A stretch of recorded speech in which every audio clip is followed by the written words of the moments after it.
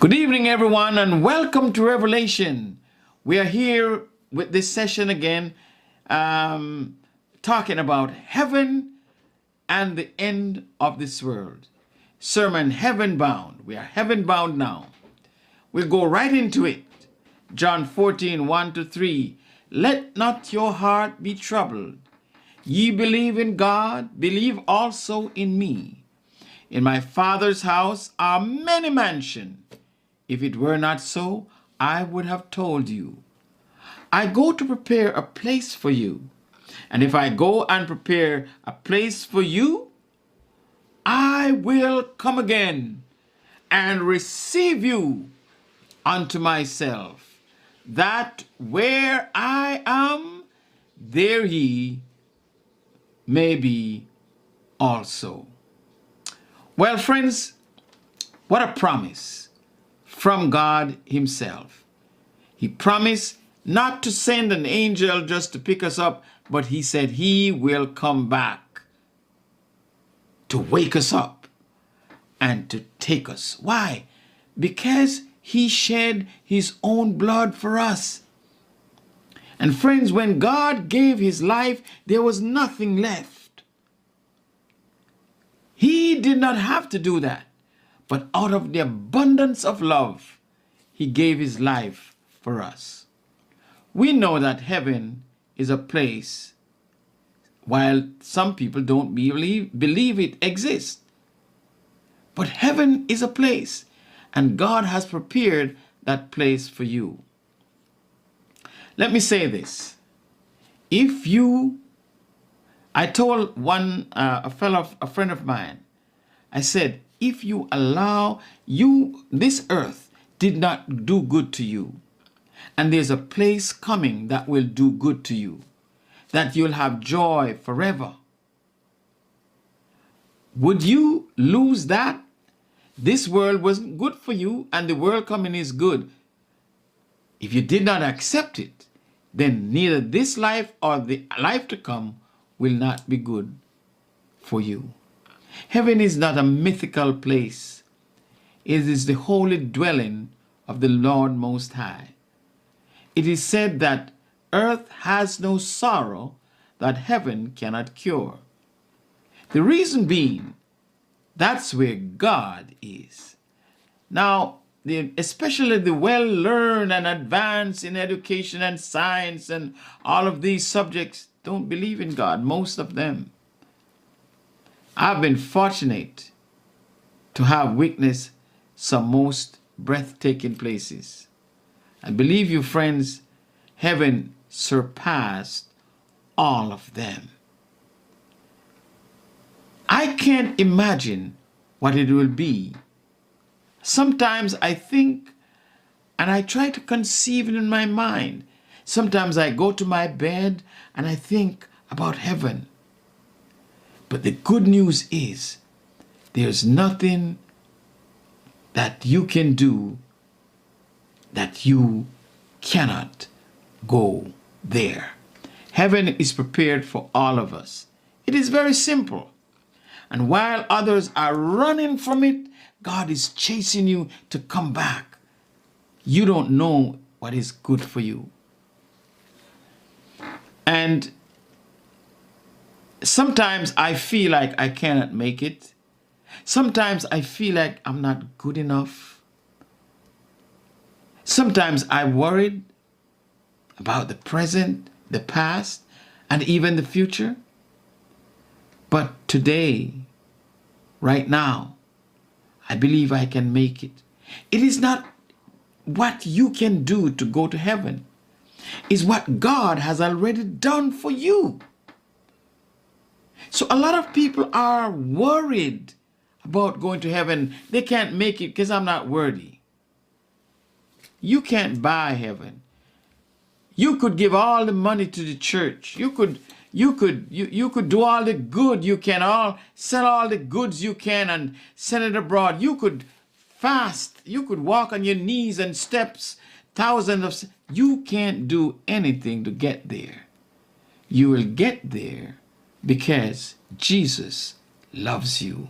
And he said, come unto me, all ye that labor and are heavy laden, and I will give you rest.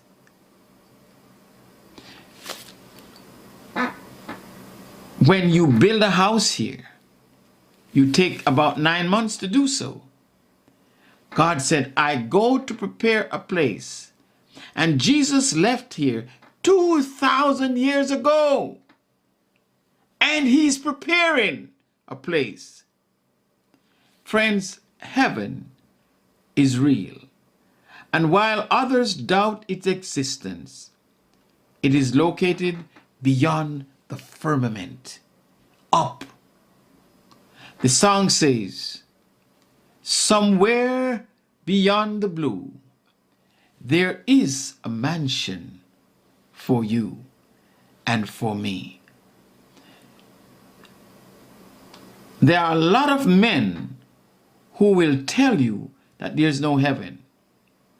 When Jesus taught his disciples to pray, he said, Our Father, who art in heaven, hallowed be thy name. When Jesus was raised from the dead, Jesus went up to heaven. So heaven is above. Acts 1:11. When Jesus left to go to glory, the angel said to the Galileans, Ye men of Galilee, why stand gazing up into heaven? This same Jesus, which is taken up from you into heaven, shall so come in like manner. So Jesus went up to heaven. So while some folks believe heaven doesn't exist, or it exists somewhere else, heaven is in heaven.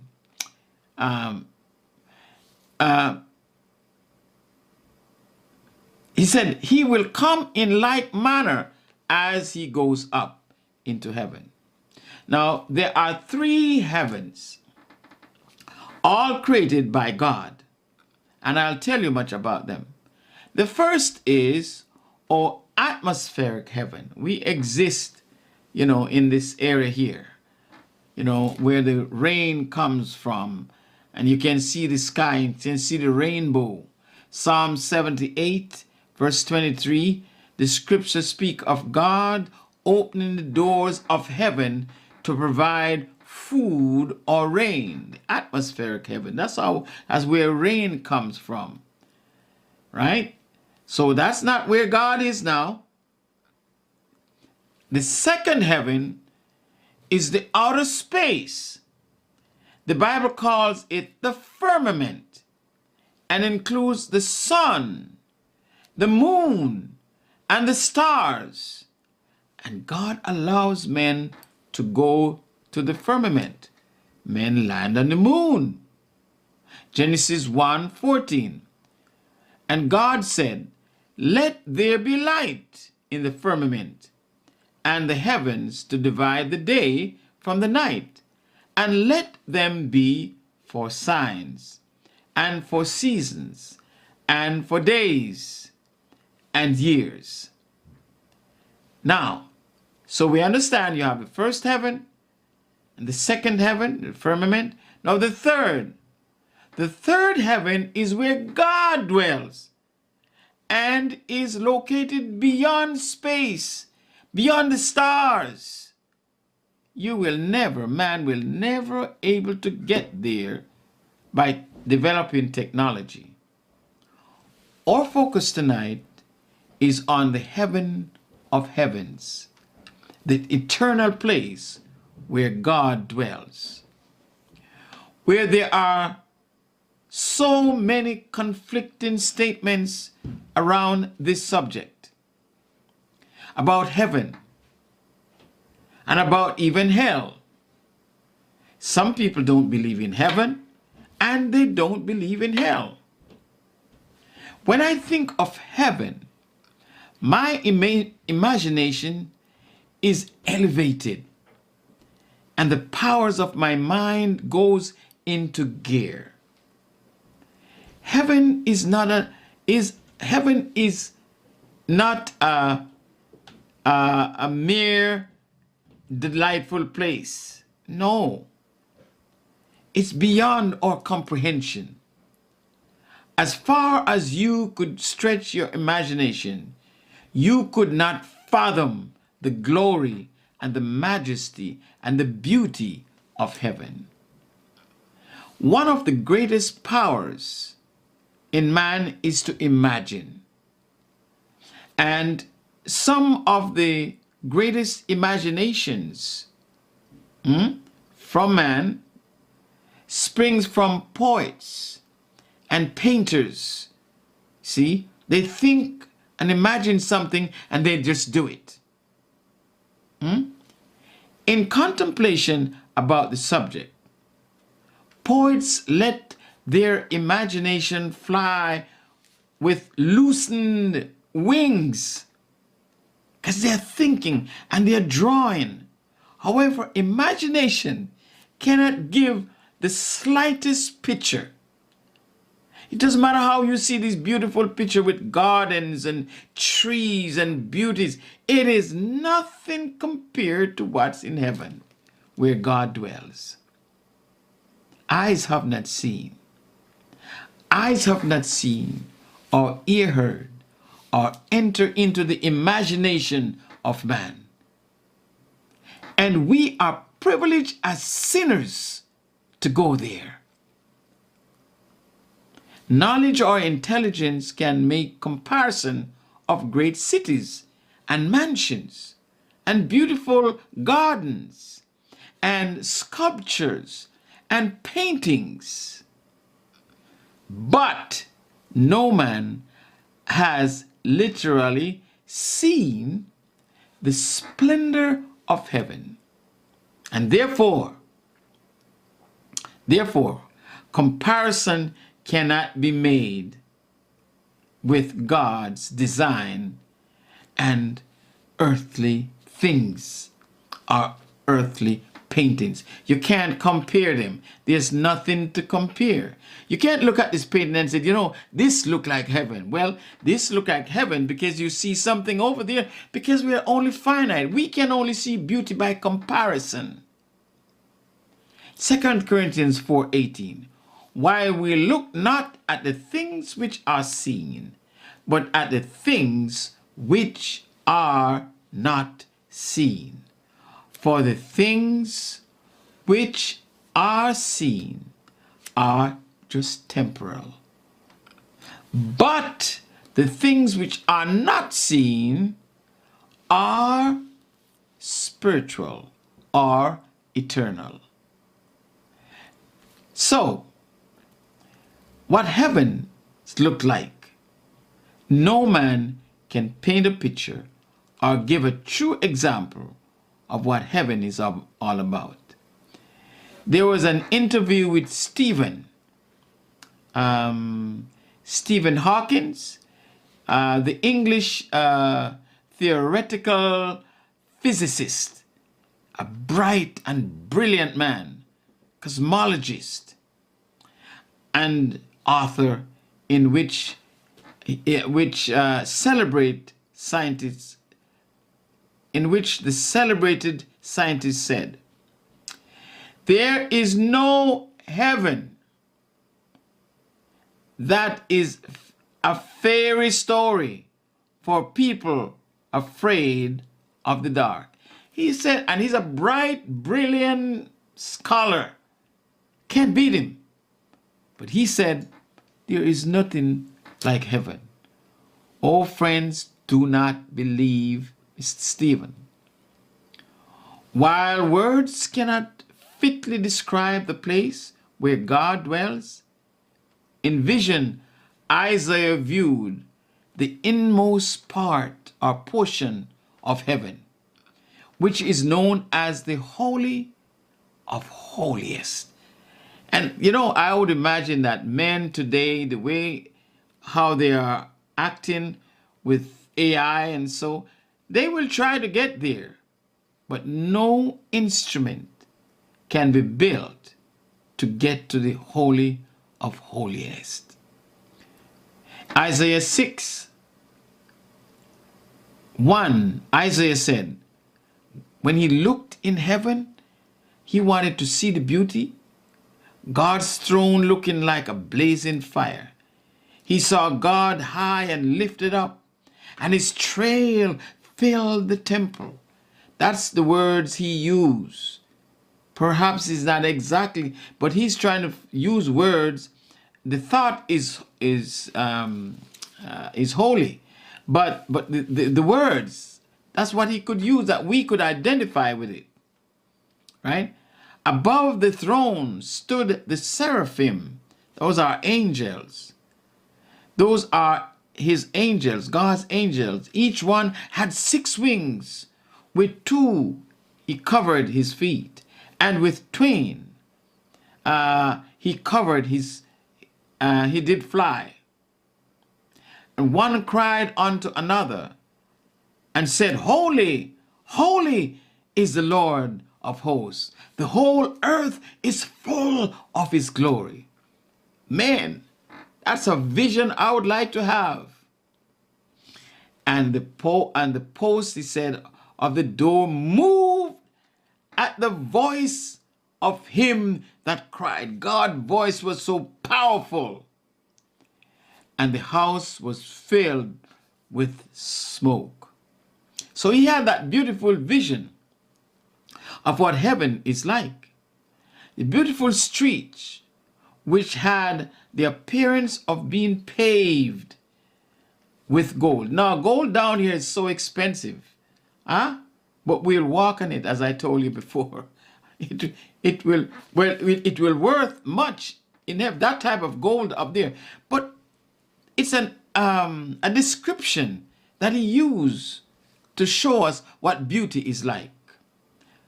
Micah also saw the Lord sitting on his throne, surrounded by the heavenly council. Beautiful scene. Isaiah became conscious that it's not an ordinary vision, because he was in the presence of God. Now, could you imagine a human being, found himself in front of God, but it's a vision. The consciousness of guilt when he saw God and unworthiness of his sins pressed heavily upon him. When the angels sang, Holy, holy, holy is the Lord, he understood some measure of what holiness means. He looks on himself, and when he saw himself and looked and saw heaven and what takes place there, he cried out, Woe is me, for I am a man of unclean lips, and I dwell amid people of unclean lips. For mine eyes have seen the King, the Lord of hosts, the creator of the world. Man, perhaps he didn't want to come back to earth. When you see things like that and know what you have to come back to, fighting and killing and stabbing. No, he said, Woe is me. Heaven is a wonderful place. I want you to make sure, by God's grace, you will be there. Join me next week when we'll continue with heaven, the Christian's paradise. See, when we think of heaven, we must think of a real place, a paradise filled with joy on earth. Our sorrow is so long now, and our joys is so short. One day we will laugh. 10 days we cry today, there must be a better place. And 10 days we have little joy, there must be a better place. So join me next week for that better place.